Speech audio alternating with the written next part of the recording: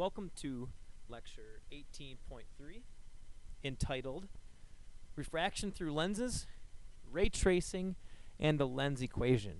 I've got a few photographs to start us out, and these are interesting ones I've found in my surfing throughout my years on the internets.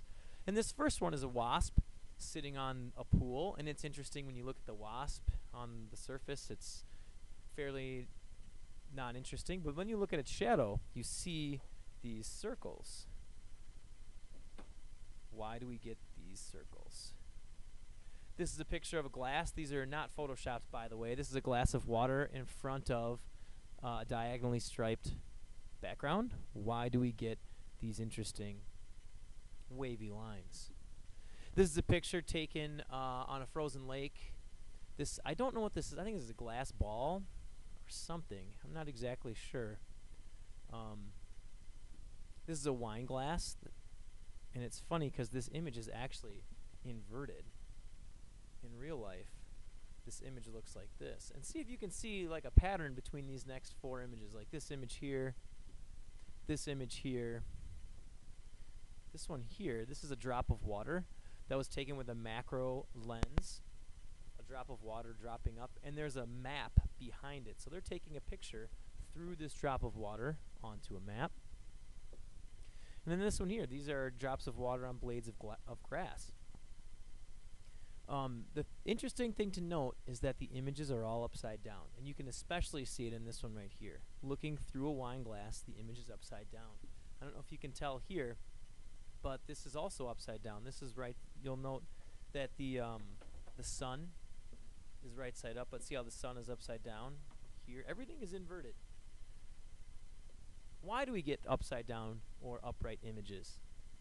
Why do we get enlarged images or shrunk images? What types of lenses are there? Is there a relationship between how far something is to a lens and what kind of image you see? And can I predict what type of image will be seen? These are questions that we are going to answer in these next 10 minutes.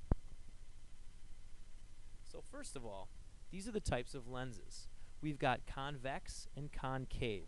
Everything over here would be considered convex.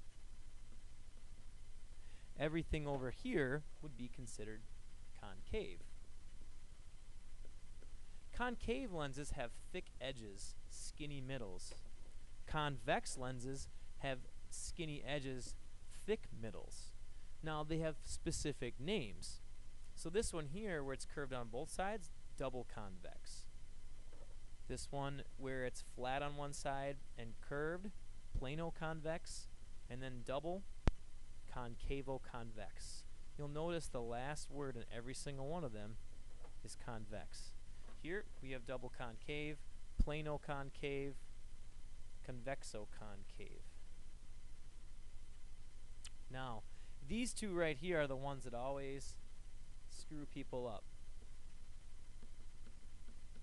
Because convexo concave, concavo convex, they sound identical. But what's interesting to note, if it's fat in the middle, skinny on the end, it ends in the word convex. If it's fat on the end, skinny in the middle, it ends in the word concave. You'll have to know these lenses by feel, by cross-section on the test.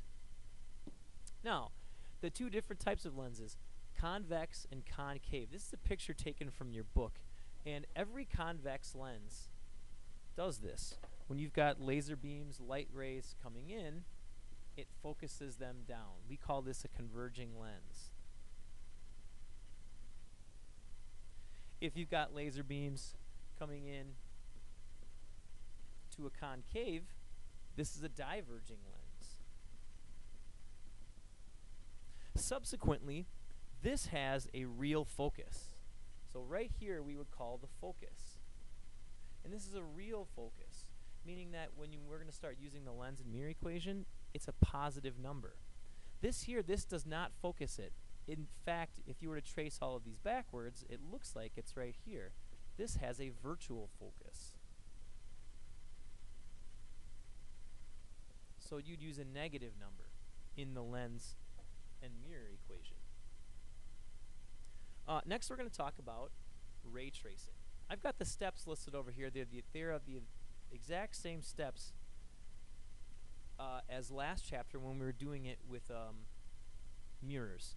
The first thing you're going to do is you're going to place your principal plane in here. Now, what we're going to do, and you'll note that the focal length, this length right here, you double the focal length and then you get the center of curvature. So these distances right here are identical. Now, you'll also note that there are two focuses and two centers of curvature, because if you've got rays coming in here, it doesn't matter which way they're coming. If the rays are coming from the left or if the rays are coming from the right, they'll still go through the focus. So you have two of them because light can go both ways through a lens. Now, what are we going to do?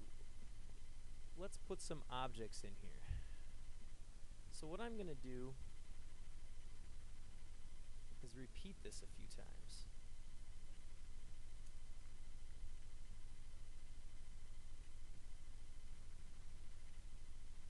What if I have an object really close to this lens? What if I have an object that's on the focus? What if my object was between the focus and the center of curvature?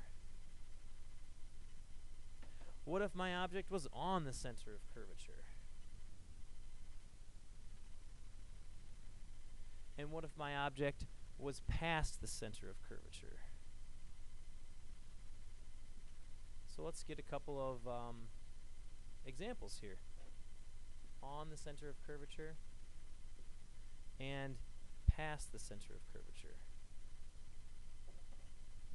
Now, step number one is you draw ray 1, which is going to come in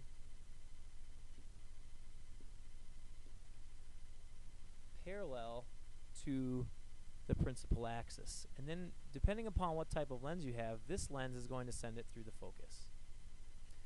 Ray 2 goes exactly through the center. Now, you'll note that these rays don't cross. Solid here. These would be diverging. So what you have to do is you have to trace these rays backwards. I'm going to have to trace this ray backwards, and I'm going to trace this ray backwards, and this is where my image is going to be. My image in this case is going to be upright, virtual, and enlarged. We'll do it for what if you're on the focus. Ray 1 comes in, goes through the focus. Ray 2 goes exactly through the center. And you'll notice that these are exactly parallel. If you trace them forward, they'll never meet. If you were to trace them backwards, they also will never meet. So these rays are never going to meet. So here we have no image. It's neither upright or nor inverted, nor is it real or virtual.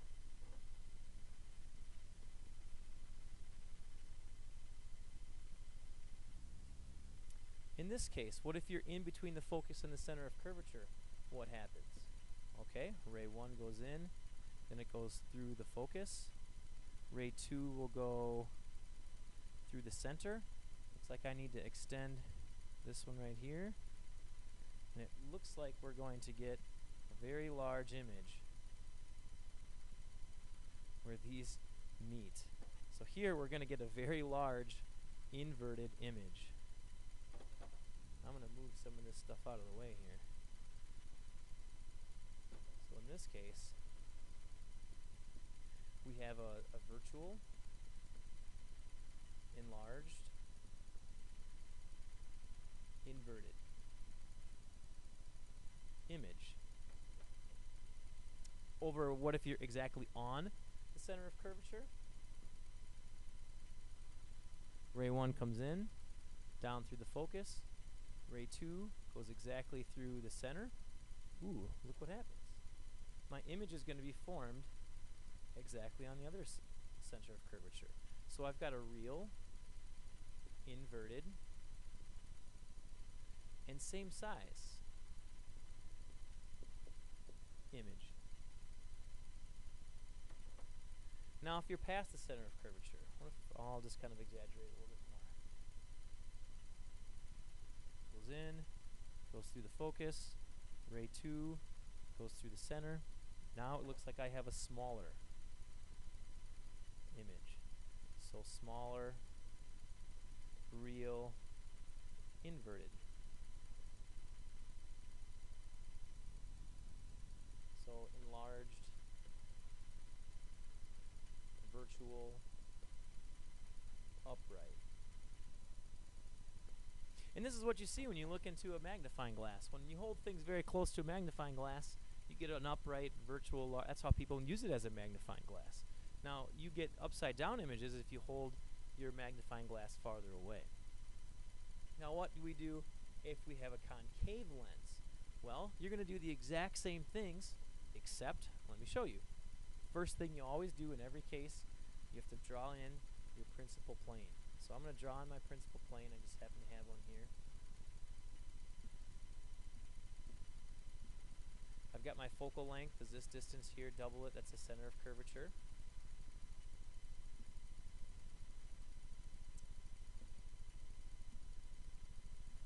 Okay, let's try a couple of these.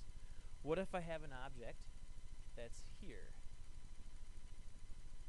What if I put my object on the center, on the focus? What if I put my object in between? What if I put my object on the center? Here you're going to see a really interesting pattern. So, ray 1 comes in, but now in this case it doesn't go through the focus. This is a diverging lens, remember. This one, it goes away from the focus. So this one gets bent out. So my ray ends up looking like this. I go exactly from the focus, so my ray goes like that. First ray comes in and does that, and it's going to do that in every single case. Ray 2 goes through the center like we have it. So what we have to do is trace this first ray backwards, and here's my image. It's smaller, virtual,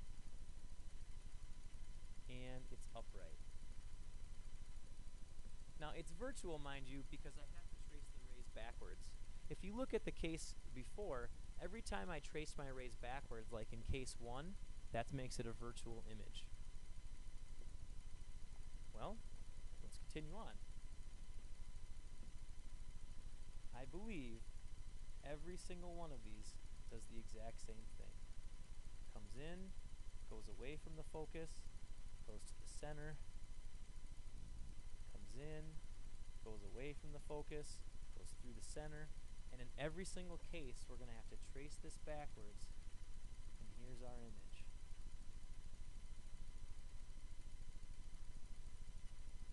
It looks like the farther away I get, the smaller my image is.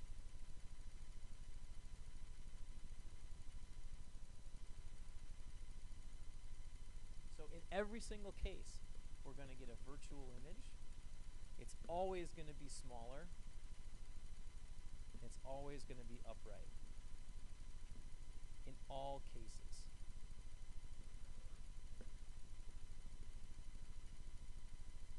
But the farther away it gets, the smaller it gets. Continue on. I'm going to continue this talk in video number 2, and we'll see you in just a second.